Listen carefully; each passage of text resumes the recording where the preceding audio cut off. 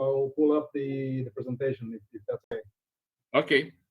Okay. Okay. Then let us follow. Marcelo Ferreira Gomes is from Fiocruz. Fiocruz is one of the most important institutions in Brazil for more than 100 years, dedicated to research in health and the research and development in health. And Marcelo will talk about assessing the potential impact of COVID-19 in Brazil, morbidity, and the burden on the healthcare system. Marcelo, thank you very much for your time. It's very important for us to have this presentation from Fiocruz, from your group, and please talk to us now. Okay, so let me bring it up.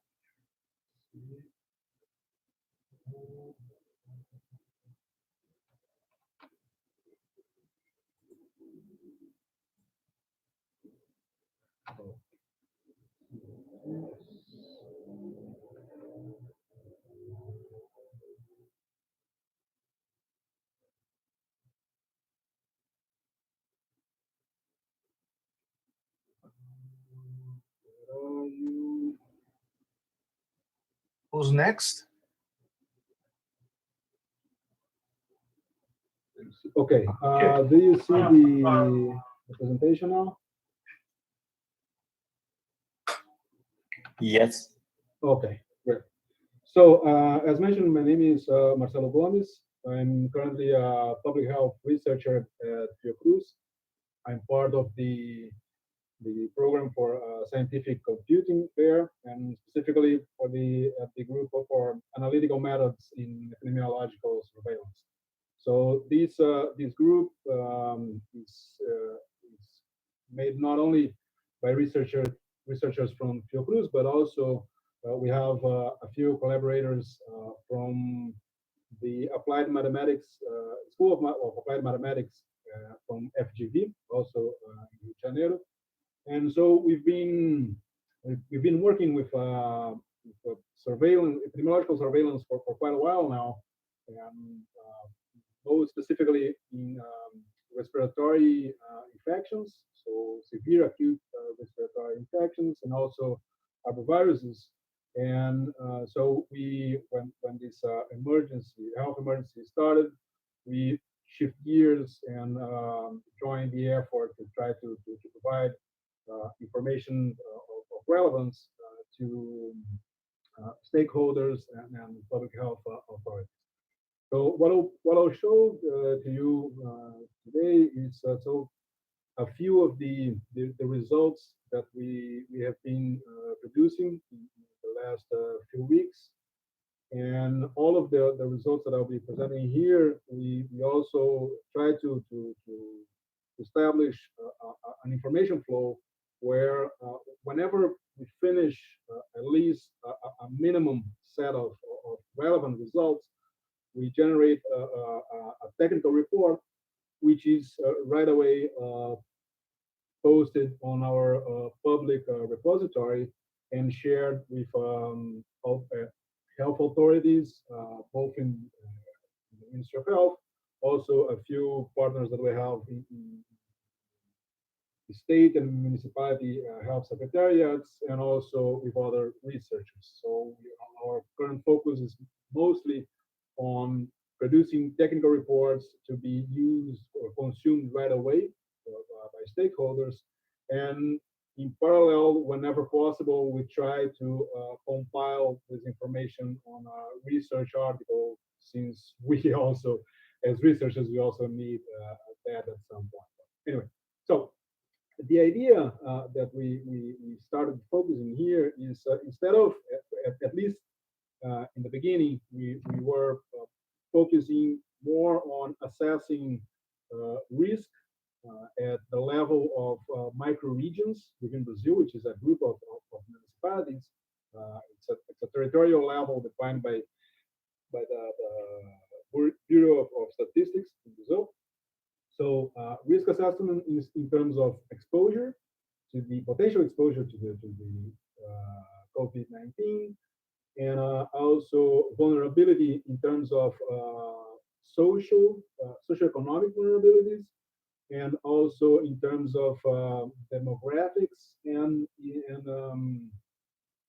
uh, health system infrastructure in terms of number of available beds and so on and so forth. So, in terms of exposure, the idea is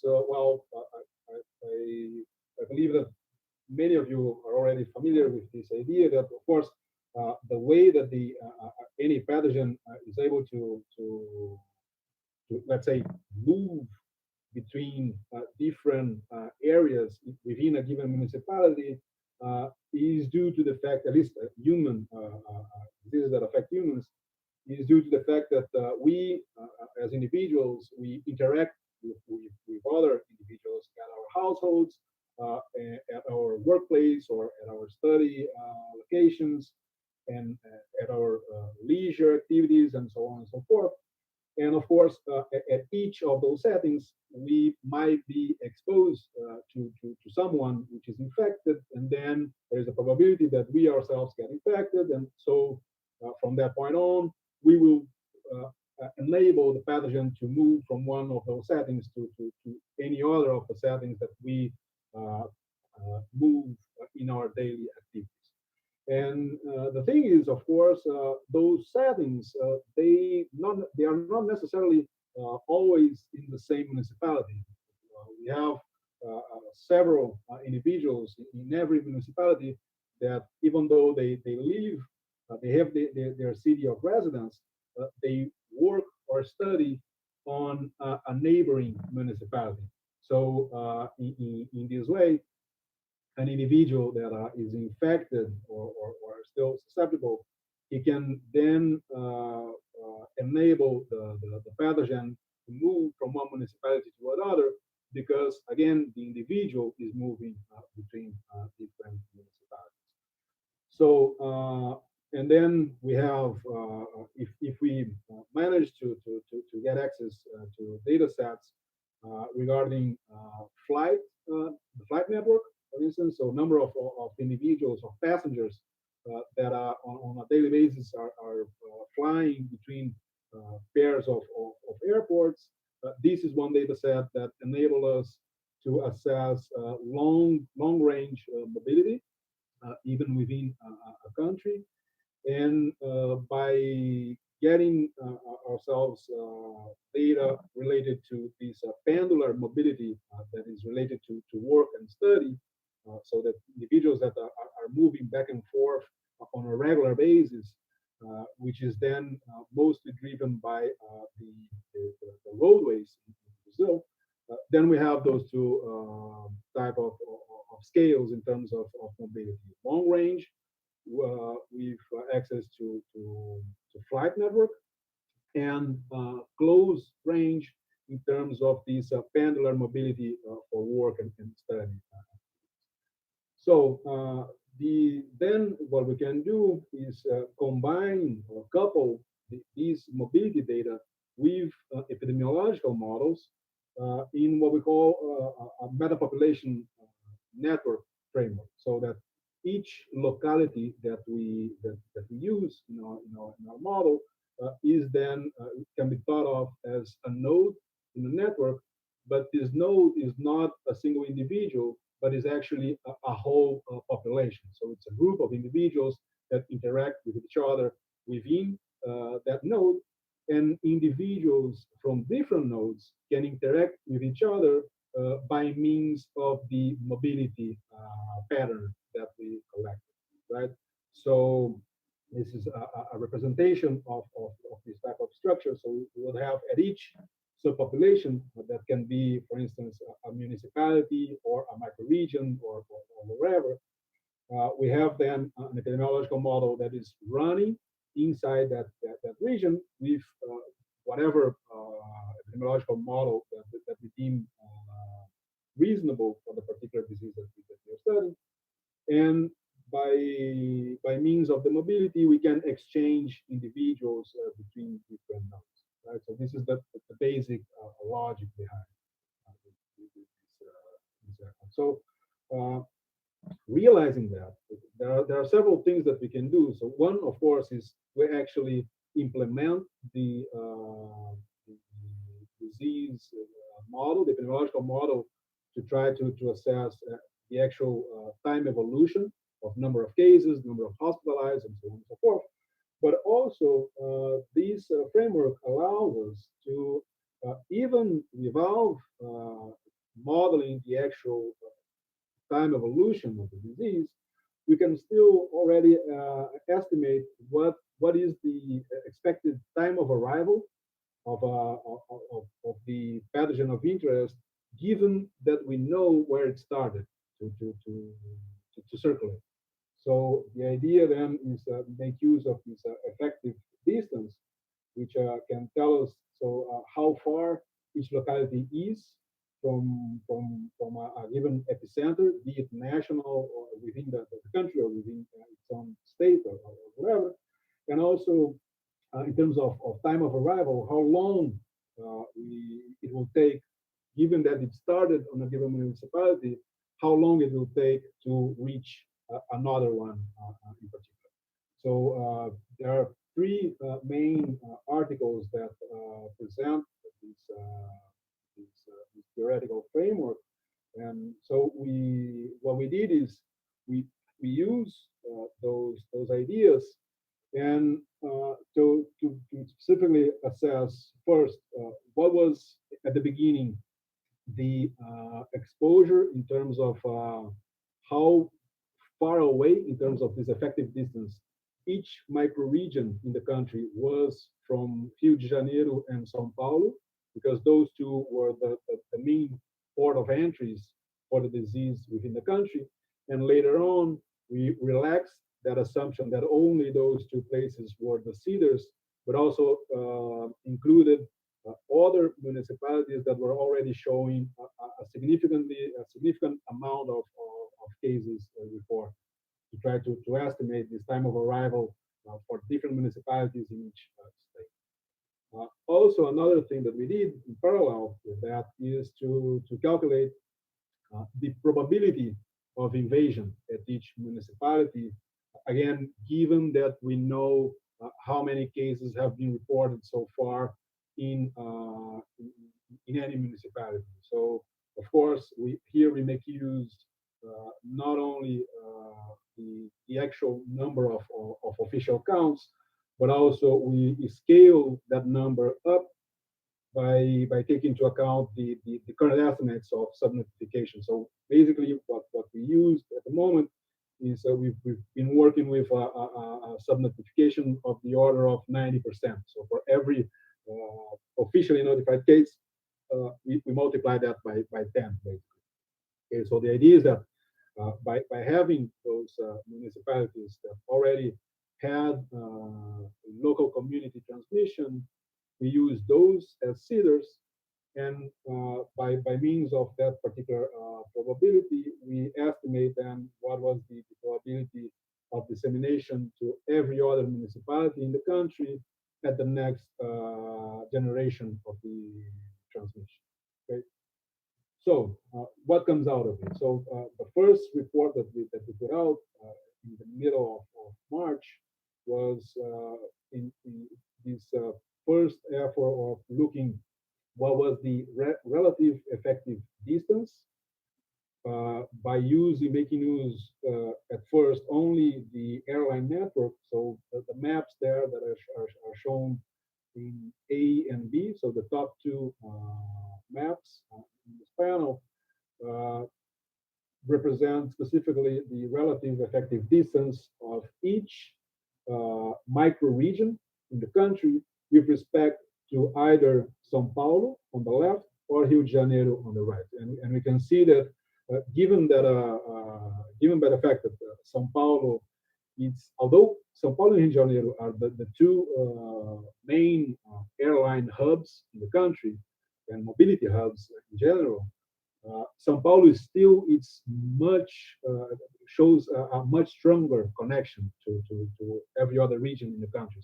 So that in terms of distance, the main urban centers of the country are much closer to to São Paulo that they are from Rio de Janeiro. And what it means is that São Paulo was likely to be the main source of case importation to all other main urban areas in the country. Okay? And on the bottom panel, the maps C and D, what they show is the probability of dissemination itself, so the invasion probability itself. And on the right, on the left, was assuming that only Rio de Janeiro and São Paulo had local transmission at that time, which was the case then. And you could see that right away the probability of invasion to all the main urban centers was already extremely high. Okay, right out of that. And on the right, what we did is, well, given this first scenario of dissemination from Rio de Janeiro and São Paulo alone, let's say this first wave of invasion, we took then what were the municipalities that had an outbreak probability higher than 50%, and used those as new seeders to see to estimate what was the second wave. And you can see on the right is this particular exercise where you can see that, and even back then we were already able to find out that if nothing was made in terms of social distancing within municipalities and reduction of the flow between municipalities, we were already facing a very fast dissemination, especially along the coast of the country, all the way down from Porto Alegre in the Rio Grande do Sul, all the way up north to Salvador, Recife, and Fortaleza regions, the center around Brasilia as well. So the scenario was already quite grim back then. And if we look at the localities with most cases currently, we see a scenario that is very similar to this map that we see here on panel D. Next, what we did is, well, given then that we know that this is the outcome that we were facing, if nothing was done, we tried to analyze intervention scenarios in both reduction or implementation of social distance at the local level, so individuals from the municipality lowering their mobility within the city, coupled with reduction of the mobility between municipalities. So the two things together, social distance and reduction of the flow between municipalities. So those three panels there, from left to right, is low compliance to social distance up to high compliance, and how this translates in terms of R naught.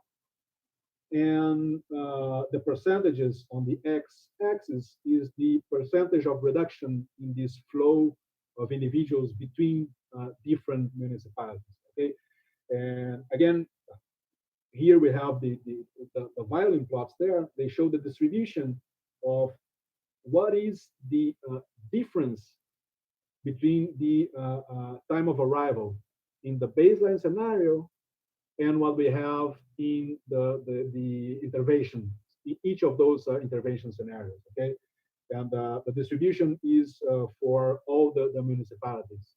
Okay, taking again in a scenario where the sources were only Rio de Janeiro and São Paulo, and what we can see is that even a high border control, so that we have, let's say, 80% of reduction in the mobility between municipalities, if this is not put forward along high or at least moderate social distance within cities, so we're talking about the left panel, low compliance and social distance, but 80% mobility reduction between municipalities, the amount of days that we gain in terms of time of arrival is extremely short.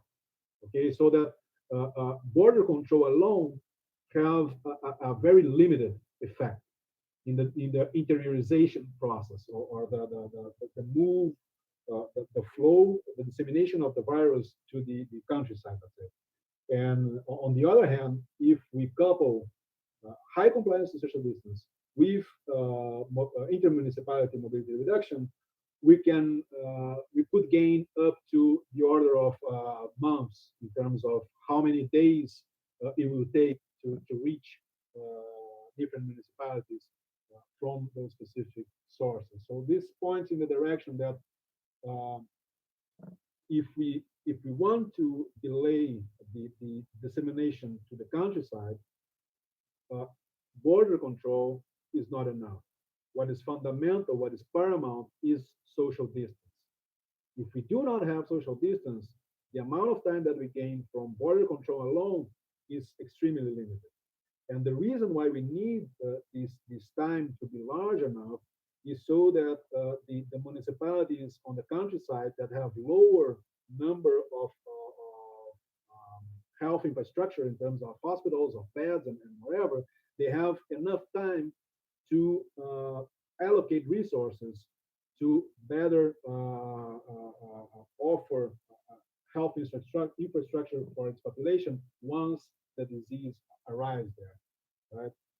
So finally, in terms of vulnerability, what we did is we looked for several vulnerability indicators. So first of all, the percentage of population above 60 years old, which was one of the indicators of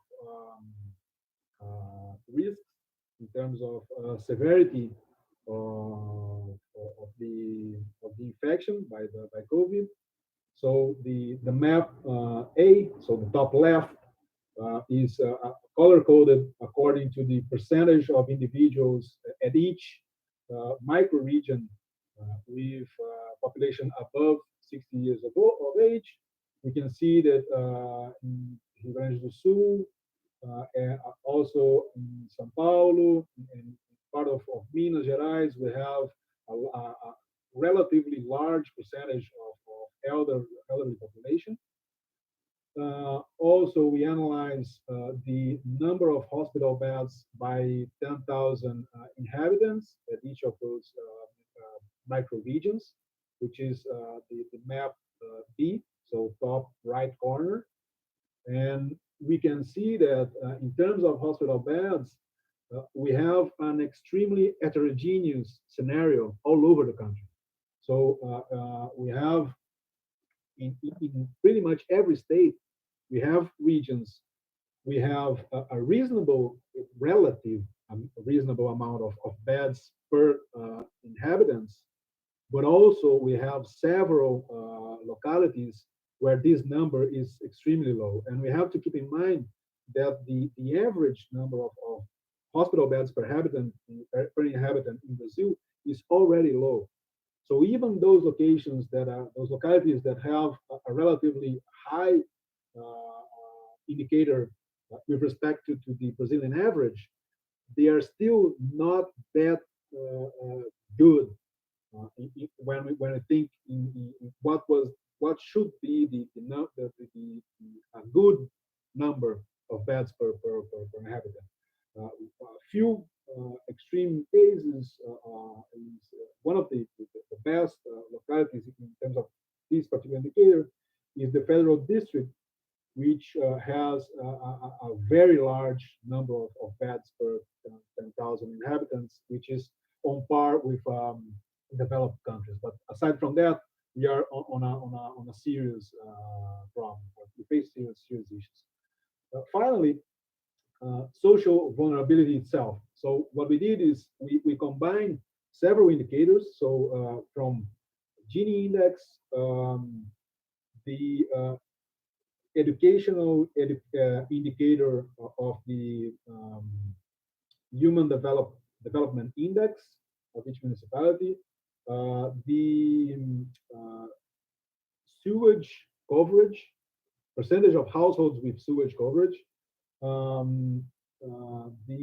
What else? Well, several other socioeconomic indicators of vulnerability, and we on the left, so panel C, map C, so bottom left, we have we rank each microregion with a classificator that is that combines all those socioeconomic indicators in terms of a ranking that is so we have 5 classes of social vulnerability. Each of those classes is defined by a combination of all of those social indicators: Gini index, sewage coverage, garbage disposal, and so on and so forth.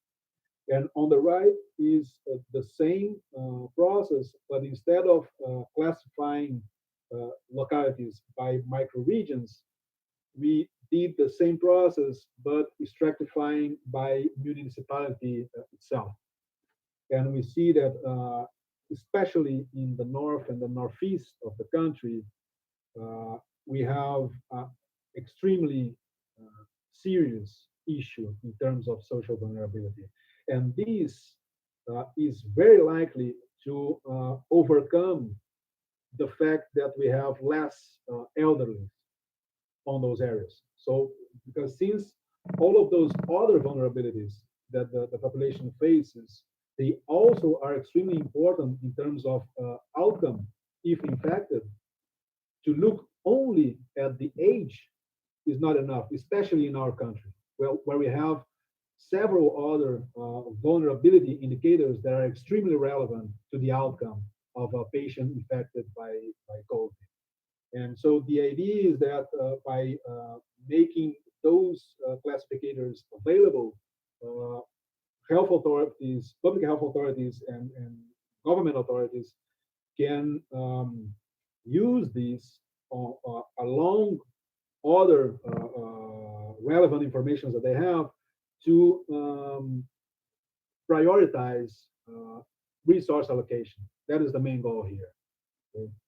So finally, this is the last slide, is just to show that we in our last report, we replicated those efforts looking at particular states. So for each state, we put like we did a zoom in at each state so that each state government can have this information available at the level of its own state, so that they can better access what is the information from a particular state. So here I'm just showing the panels for São Paulo state on the right and for Maranhão state on the left.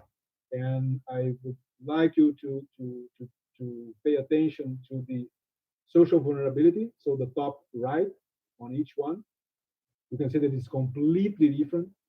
What is the social vulnerability index for municipalities in São Paulo, and the same index for municipalities at Maranhão state. So I forgot to mention, the ranking is from A to E. A is the least vulnerable, so the better off, and E is the most vulnerable. So if you are, and C, D, and E is already at risk. Okay, so a municipality that has a social vulnerability index, either C, D, or E, is already considered vulnerable. Okay, and also the bottom panels for each state. On the left is the number of ICU beds per 10,000 individuals, and the yellower the highest, and the bluish the lowest. And in the right-hand side is number of respirators per 10,000 inhabitants. And here the scale is was built for each state separately. So what is yellow in Maranhão does not correspond to what is yellow in São Paulo. So here, what should be more important is what is the range of those scales. Okay, so this is just a very quick and sum up of all of the efforts that we have been putting forward in terms of risk assessment at municipality and state levels. I hope, although it was really quick and I could not really dig into the details, it's already enough to spark curiosity and interest. We have made all the reports available at our public repository. You have here the link for the reports for each state.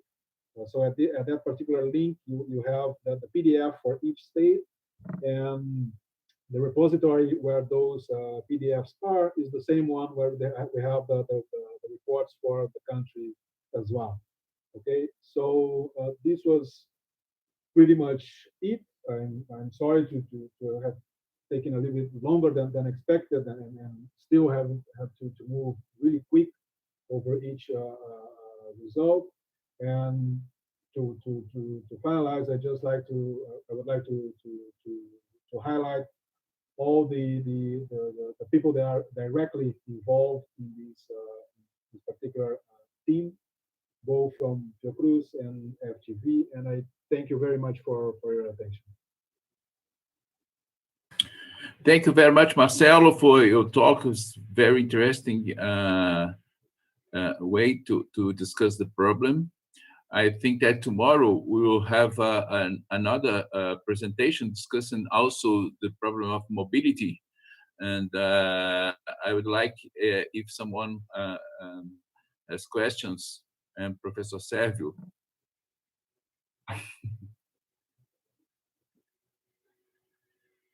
Your microphone is off. No, I actually have no questions. I'm very happy that very professional presentation from Marcela and this very professional data analysis you did is matching what we have found as well. Our model is much more simpler than yours, but we find similar patterns. I'm very happy with that. There's no question so far. Thank you. Thank you very much.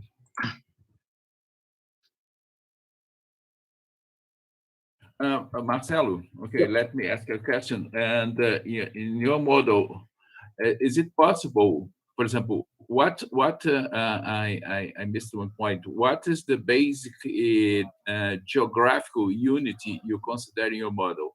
Sure. Because, sorry. Yeah, no, well, so at first, what we did, we were using the microregions as the aggregation level, but now we are working with municipalities itself. So we are reporting also both mobility data and vulnerability data at the level of municipalities directly.